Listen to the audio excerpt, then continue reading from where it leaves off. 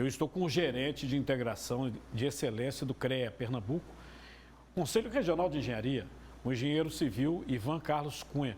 Boa tarde, Ivan. Boa tarde, Cardinô. Ivan, a gente fica olhando esses prédios, aí fica pensando, pela quantidade, né? São muitos edifícios. O que aconteceu de errado na construção desses edifícios? Não são edifícios muito antigos. Para a construção civil, não são. O que houve de errado?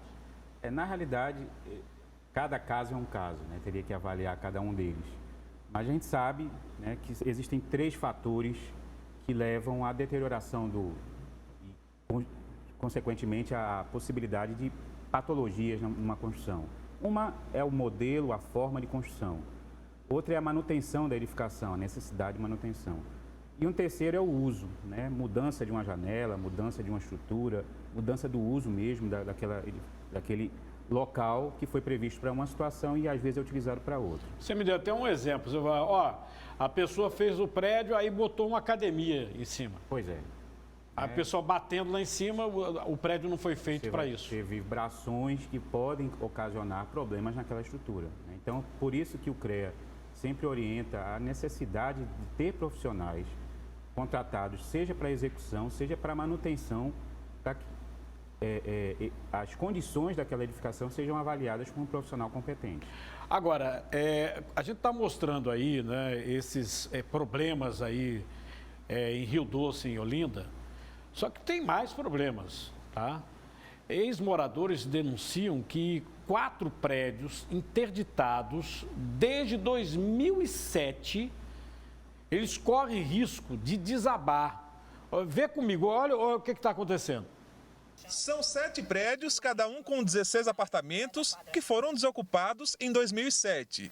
Enquanto aguardam a decisão da Justiça sobre a indenização, os moradores recebem da seguradora um auxílio de R$ 820.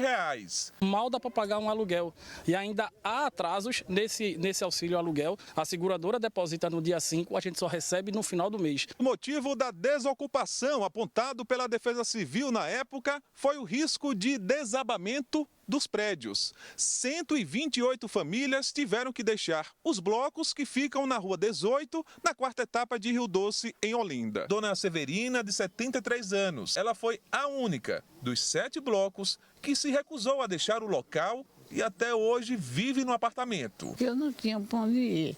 Anos depois, famílias que fazem parte de movimentos sociais passaram a ocupar os edifícios de forma irregular. Tem risco, mas infelizmente estão sendo invadidos. Pessoas estão se aproveitando da situação para usufruir do que é do povo, quem tem direito. E o pessoal que recebe aluguel, ele recebe através do processo, é um aluguel, mas esses que estão invadindo, eles ficam requerendo o auxílio moradia, aquele da prefeitura. Infelizmente é o que a gente vê, os municípios eles fecham os olhos para isso. Então está um ciclo vicioso. Sai uma turma, entra outra e assim que eles dizem, quem tem direito ao aluguel é quem está morando. Mas está morando num prédio que está sob júdice. Ô Ivan, você conhece muito bem isso, até porque você já trabalhou em diversos setores, inclusive nessa área de defesa civil. O cara pega, sai do prédio porque ele vai cair. Aí não há demolição, isso está desde 2007, não há demolição. Aí vem outro, ocupa. Aí manda sair, aí ele pede o auxílio moradia. Ele já não é o titular, ele está ganhando um auxílio moradia. E depois ele ainda aluga. Esse prédio da tragédia tinha gente que alugou, né? Impressionante. E por que demora tanto para demolir um prédio, hein? É porque a questão dessas possíveis necessidades de demolição dos prédios, elas às vezes esbarram em situações de judicialização do processo através da seguradora e uma série de coisas.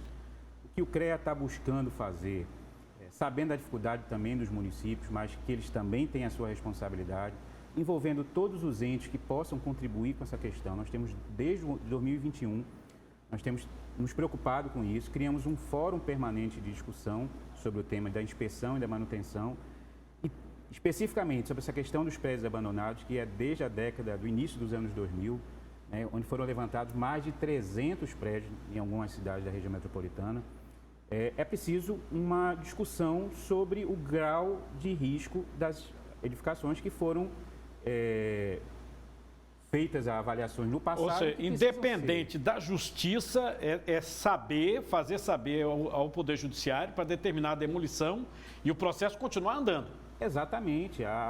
Você falou tudo agora. Até mesmo convencer a Justiça, o Ministério Público.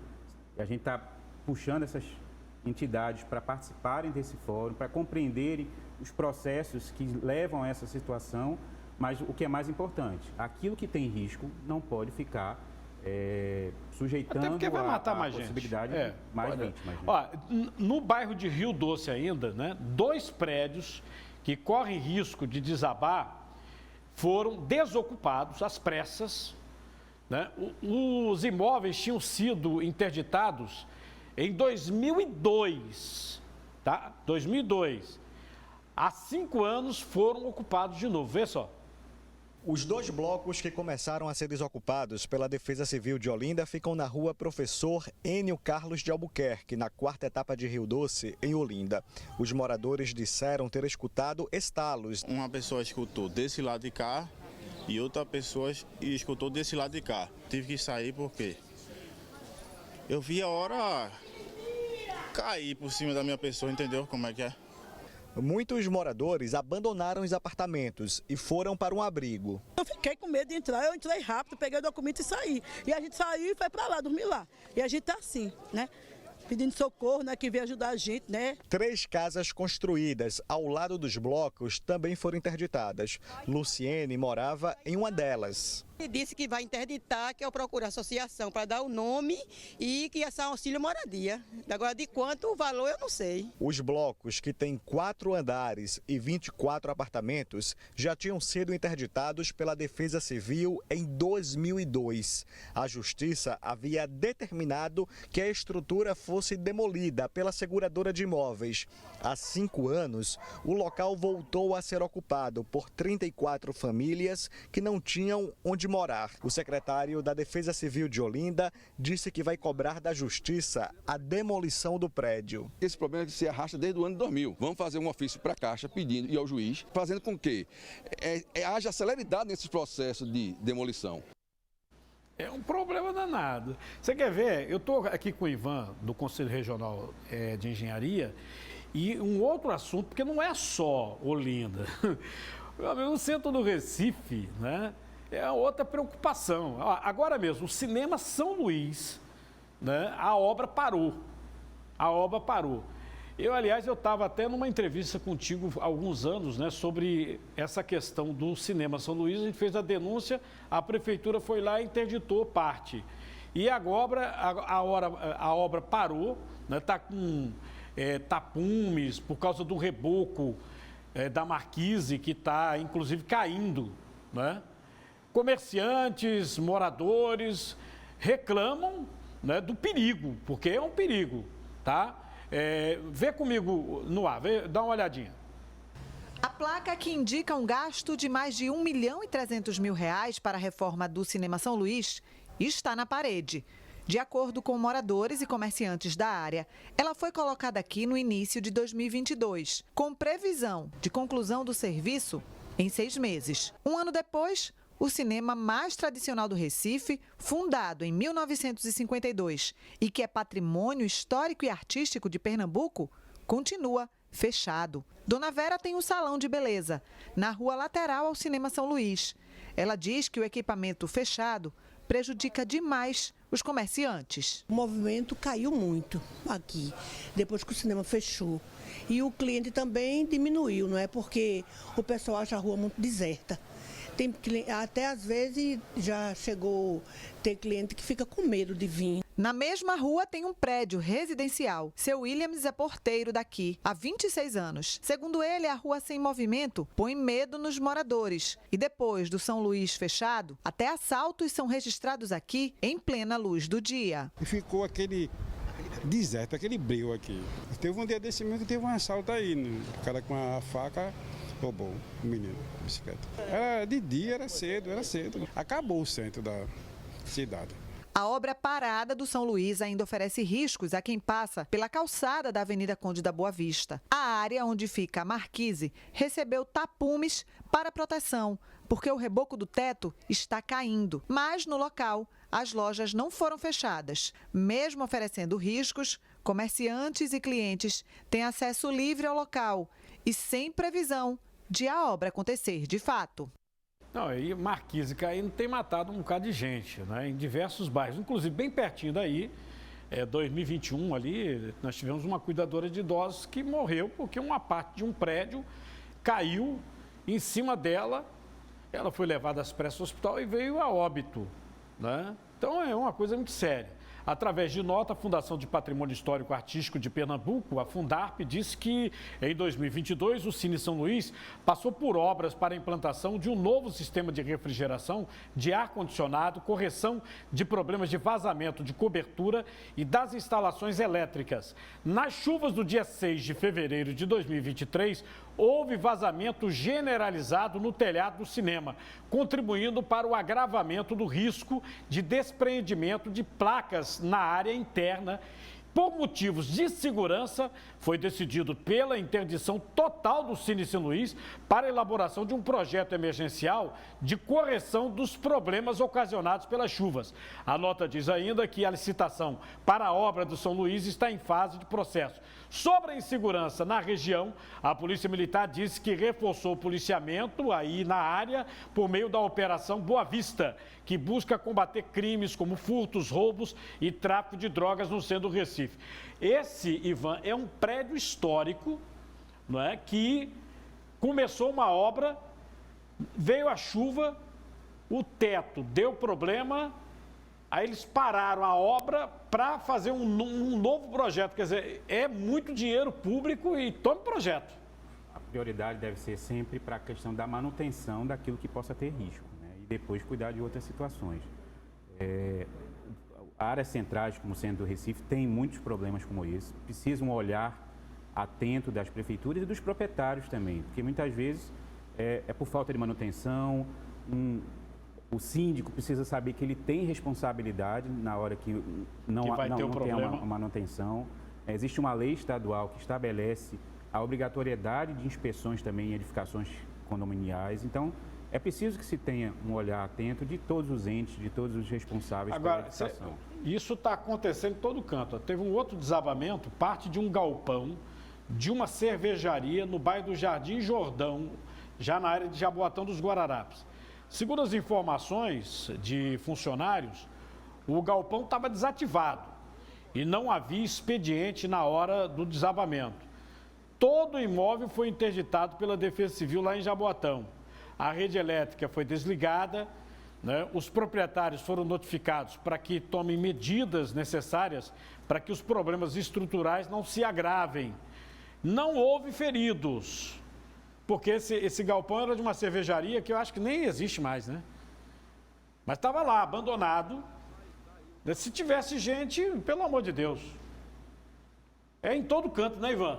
Pois é, infelizmente, e a gente do CREA está buscando fazer essa discussão, trazer todas as entidades para discutir isso. Convidamos a todos, né, representantes do Legislativo, que também possam se incorporar a essa discussão, que ela é importante, é uma defesa da sociedade. E ao Estado todo. Estou aqui com o vereador de Olinda, o Jesuíno Araújo, que vai comentar comigo esses problemas que estão acontecendo em Olinda, os desabamentos de prédio. Roda comigo no ar. Olinda registra um histórico de desabamentos de prédios do tipo caixão. As tragédias começaram em 1999, no bairro de Jardim Fragoso, quando os edifícios Érica e Enseada de Serrambi caíram em um intervalo de pouco mais de um mês. No desabamento do Érica, 4 pessoas morreram. No Enseada de Serrambi, foram 7 mortos. Depois disso, as interdições começaram. Quase 20 anos depois, em 2017, também em Jardim Fragoso, parte do edifício Agave veio abaixo. Felizmente, ninguém morreu. O prédio estava interditado e isolado desde 2007, só que 10 famílias haviam invadido e estavam morando no local quando a edificação desabou. Ao lado do que restou dele está o conjunto residencial Praia, que tem 5 prédios. Todos estão condenados, mas ocupados por famílias que dizem não ter onde morar. Se eu tivesse para onde ir, eu garanto a você e a qualquer um que eu não estaria aqui, botando a minha vida e a dos meus filhos em risco. A gente está precisando de moradia, que não tem gente aqui que não tem casa não. E a gente sabe que está arriscando a nossa vida aqui. Mas fazer o quê? Eu estou chorando porque eu estou arriscando nem tanto a minha, mas do meu filho, que é a coisa mais importante para mim. Nossa equipe entrou no edifício Ébano e identificou rachaduras no chão. Aqui os moradores dizem que realizam a manutenção que podem. Chegam até a fazer reparos para esconder as rachaduras. As famílias dizem que nunca foram cadastradas para sair do local, nem notificadas sobre os riscos. Mas todos têm consciência do perigo que é viver aqui. Julgar a gente, quem não está vendo a nossa situação, é fácil demais. Vamos ver e passar na pele, não temos escolha, por isso estamos aqui. Até aqui para atender imposto de saúde, ninguém quer atender a gente, porque a gente não é área cobertada, ele não quer fazer cadastro nem nada. Aqui para a gente a situação é muito difícil, a gente pelos governantes é esquecido. Esquecido pelos governantes, isso é muito sério. O vereador Jesuíno Araújo, ele tem diversos ofícios cobrando providências. Vi até alguns em suas redes sociais, Jesuíno. Tem de 2017, né, faz muito tempo, para agora ter um prédio que desaba e mata 6 pessoas. Né? O que é que eles respondem nos ofícios que você manda? Prefeitura, procuradoria, caixa, seguradora? Na verdade, Carnô, desde 2017 que a gente apresentou à Prefeitura, fizemos audiência pública, né, em julho de 2017, convocamos todas as secretarias responsáveis, Secretaria de Controle Urbano, Defesa Civil, Secretaria de Desenvolvimento Social, né, e dessa audiência pública, no dia a Caixa não participou, inclusive na época a gente fez um voto de repúdio na Câmara pela Caixa não ter participado dessa audiência pública, mas no mês seguinte a gente encaminhou um ofício à Prefeitura pedindo para que a Prefeitura montasse uma comissão com as secretarias responsáveis que pudesse discutir e junto com a Caixa Econômica e a Câmara de Vereadores, sendo que a gente não teve resposta. Tem umas contradições aí até nas reportagens, porque a gente sabe que tem determinação judicial para demolir o prédio. Só que a Caixa não demole, nem a Prefeitura vai lá e derruba. E pessoas continuam morando. A despeito de um prédio no Jardim Atlântico, que nós inclusive recebemos a denúncia, viu? O pessoal mandou para a gente no programa passado. Nós fomos lá fazer a denúncia desse prédio, a Prefeitura conseguiu demolir com a Caixa Seguradora. Quer dizer, não tem muito problema para demolir. A gente vê que a tragédia é anunciada, né? Então, tipo, isso aí já era para ter acontecido há muito tempo, né? Por que estão demolindo agora? Isso aí já era para ter acontecido. Essa demolição desse prédio aí, pode ter certeza, 110 prédios que colocaram aí nesse valor redondo, pode ter certeza que tem mais. Entendeu? Inclusive, nós conversamos hoje com o Ivan do CREB, do CREA, do Conselho Regional de Engenharia. Ele falou que só em Olinda tem mais de 300 prédios, né, nessa modalidade. Então, e nós temos prédios em outros municípios. Jaboatão mesmo, nós temos um que não é nem caixão, o Areia Branca, que até hoje não se resolveu. O problema indenizatório daquelas pessoas que faleceram no desabamento do edifício Areia Branca. Eu estou aqui com umas notas aqui sobre essas denúncias, né, que nós mostramos no programa. A Promotoria de Justiça de Olinda diz que foi solicitado ao município o levantamento dos prédios em risco. Desde 2017, a Prefeitura montou um grupo de trabalho para promover ações judiciais destinadas à demolição dos prédios declarados pela Defesa Civil como irrecuperáveis, responsabilizando as seguradoras. A Prefeitura também informa que prestará toda assistência a quem esteja nas condições de ocupação irregular em edificações que forem demolidas. Já a Caixa Seguradora diz que está atuando de forma diligente no levantamento das informações referentes aos imóveis que foram objeto de ação judicial. Jesuíno, eu inclusive disse que essas notas, no final das contas, não acrescentam nada.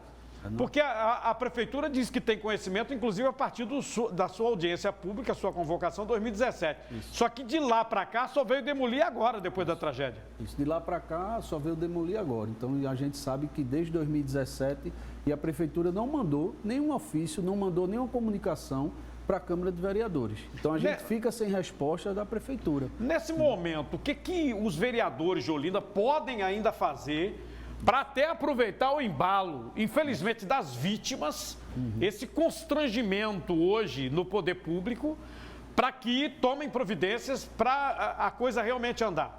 Na verdade, a Câmara de Vereadores já aprovou essa semana uma próxima audiência pública, que deve acontecer agora no final de maio, e a gente vai justamente cobrar a Prefeitura, cobrar a Caixa, para que eles possam mandar as respostas que a gente precisa.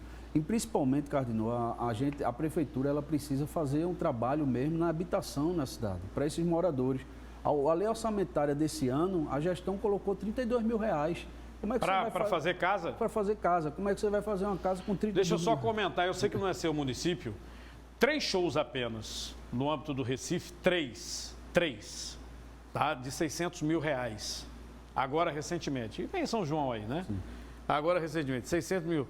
R$1.800.000. 3 shows. Né? Aí tem 32 mil para construir? Para construir casas. Difícil acreditar nisso, né? É complicado e a gente fica realmente, às vezes, de mãos amarradas na Câmara, porque a gente faz as solicitações, a gente faz os pedidos de informações, mas nunca consegue chegar. Então, a gente agora está encaminhando para o Ministério Público todos os pedidos de informações que a gente vem fazendo para que eles informem também ao Ministério Público e o Ministério Público possa cobrar também a Prefeitura. Bom, Jesus, eu queria agradecer a você, dizer que estamos seguindo você aí para saber essas providências e o que a Câmara de Olinda pode fazer pelo povo de Olinda, viu? Eu que agradeço e a Câmara de Vereadores de Olinda está à disposição e a gente também. Muito grato, Obrigado. Viu? Boa tarde.